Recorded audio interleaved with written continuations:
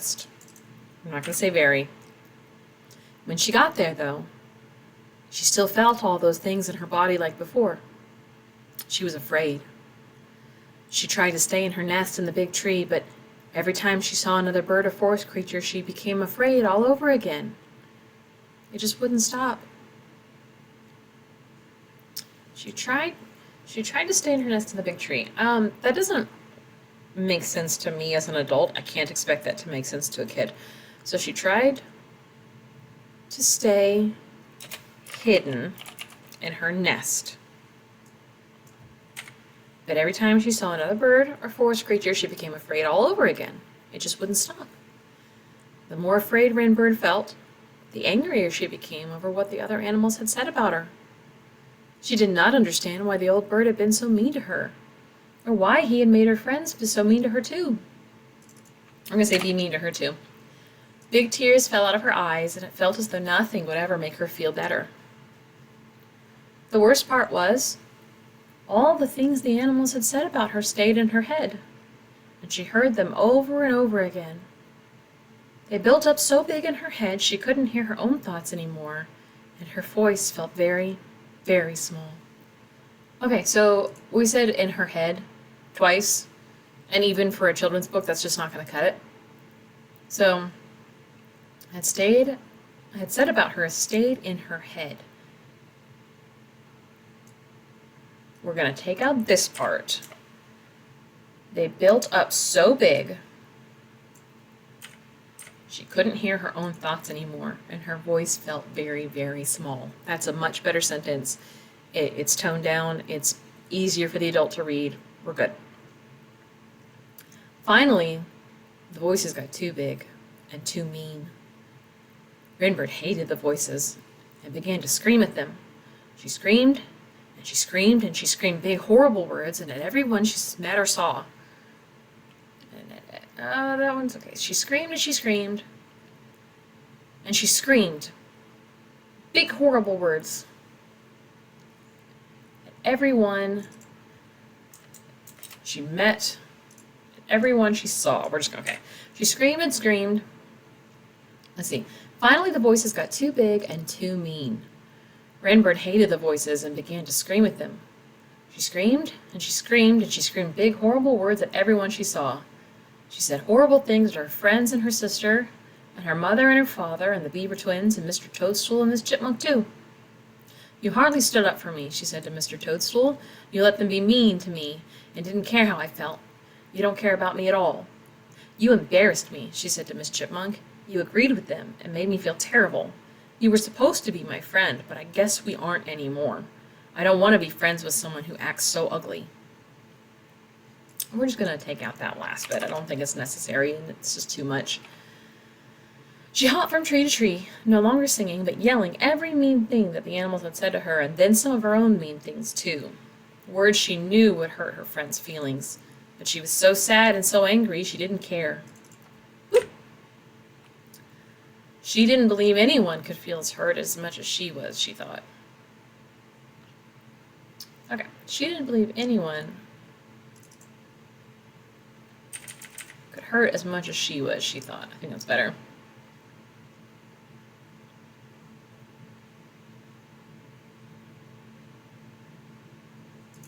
We're going to break this up a little. She yelled words she knew would hurt her friends' feelings, but she was so sad and so angry she didn't care. She didn't believe anyone could hurt as much as she was, she thought.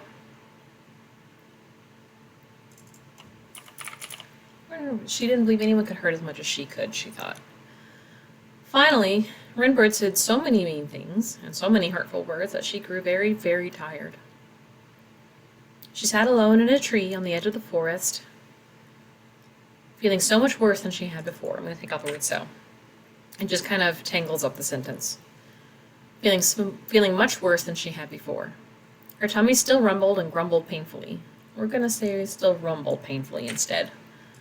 Her throat was still tight. Her mind was still foggy. Not a single mean thing she'd said had made her feel any better.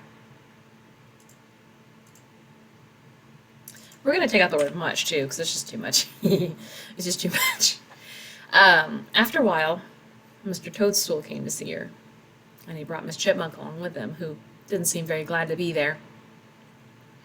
She kept her arms crossed and tapped her foot, and she wouldn't look at Wren Bird. We're going to take out the word "and." At the sight of them, Wren Bird realized she had made a very, very big mistake. "I'm sorry," she said, standing up and bowing her head in shame. "I said really mean things to you, and you didn't deserve them. Mr. Toadstool, you do care about me. You said nice things. You said nice things about me when other animals didn't. We're gonna say we're just nice things. You said nice things when other animals didn't. Miss Chipmunk, I never should have said that. And I should have asked if I could sing beside your home. I never realized it bothered you sometimes." Mr. Toadstool made a happy bounce and smiled. "Thank you for apologizing, Wren Bird. I accept. I know you were hurt and angry.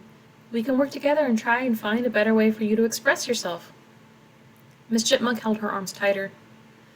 "Thank you for your apology, but what you said was very mean, and I don't want to be friends anymore." Wren Bird felt like she might cry again, but she did not try to change Miss Chipmunk's mind. Miss Chipmunk left without saying anything else. Mr. Toadstool patted Wren Bird's shoulder. "Sometimes an apology can't fix everything, but it's good that you said one anyway." Wren Bird sighed. "I doubt Mr. Redbird will ever give me one." I don't know if kids will understand what she means, so we're going to say give me an apology instead, just to clarify it, just to make it really clear for the kids. Wren Bird sighed. "I doubt Mr. Redbird will ever give me an apology." Mr. Toadstool nodded. "He probably won't, even though you deserve an apology." "I feel like I need him to apologize," she said quietly. Mr. Toadstool shook his head. "Sometimes, even when we need an apology, we won't get one, and we have to tell ourselves that that's okay." Wren Bird sighed and nodded her head. "I'll try." "How about we go to the valley?" Mr. Toadstool suggested with a hop. "It's very empty there this time of day, and you can sing your heart out." "I don't really feel much like singing." I do think it's important to have a dialogue tag in a kid's book with almost every piece of dialogue. And so in this case, I'm going to say Wren Bird hung her head. "I don't really feel much like singing." "Oh, come on," he insisted, hopping down from the tree. "It'll be great." And I'm going to say Mr. Toadstool.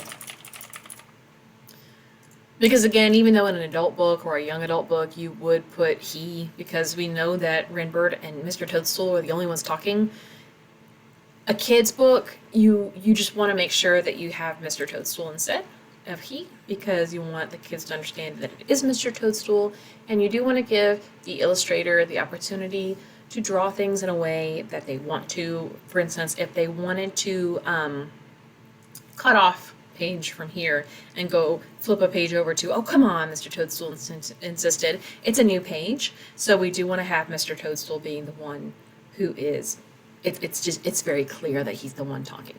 "Oh, come on," Mr. Toadstool insisted, hopping down from the tree. "It'll be great." So Wren Bird followed Mr. Toadstool to the valley, and together they sat by a small stream where no other animals were around. Wren Bird really didn't feel like singing. Her stomach still hurt and her mind was still foggy. But Mr. Toadstool started to hum one of her favorite ballads anyway.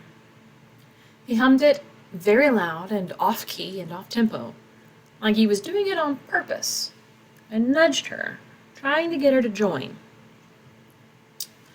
I'm going to move me down a little bit because whoop, whoop, whoop, whoop, that way you can read it better or see it better. Okay. For the first time since Mr. Redbird came out of the reeds, Wren Bird managed to laugh, and laughing felt nice. Her stomach grumbled less, and her throat was less tight. She chirped a little, and then a lot, and then sang very softly until it grew very loud. And so, by the way, just as a side note, a lot, this is not a lot, like a lot of land. This, like a literal, like a lot, a plot of land. This is a lot. No, it's not. I don't know. What am I even trying to say? What do you want from me, Microsoft? A lot. Whatever. And then a lot. And then sang very softly until it grew very loud. She almost sounded back to normal, though her voice wavered a little more and her stomach jumped and all the nervousness fluttered around her tummy like butterflies. She and Mr. Toadstool sang the entire song together, and after they were finished, she laughed. Even though things didn't feel completely all right yet, Wren Bird did feel a bit better. Okay. So that is the Tale of Wren Bird. Again, I am going to query this, fingers crossed, and have it picked up. I hope. Just, it's really hard to get picked up these days, okay? Especially in children's literature, agents are getting a ton of queries, and a lot of people write a lot of good stories for kids, and this one is near and dear to my heart. It has a message that I really want kids to see, and I think resonates with a lot of older people too. But at the same time, I'm not unique as an author. I know that there are other stories out there with themes and lessons that other people believe are equally as important for children to learn. And so there are a lot of people that are querying to a lot of agents, and it's really hard to find someone who's willing to pick this kind of thing up. If all comes down to it, I will save up money to hopefully, I hope, if I have to, hire an illustrator. I know several personally. I'm not saying that I'm not saying that for any other reason than I know who I would pick to hire if I must hire myself, but that's neither here nor there. But we'll see. Yeah, we'll see where this goes. I don't know. But it would be really nice to get this one published. Anyway, that's it. That's the Tale of Wren Bird. I hope you enjoyed it. I hope you learned something, and I will see you again in our next series of videos. Until then, take care and have a good night.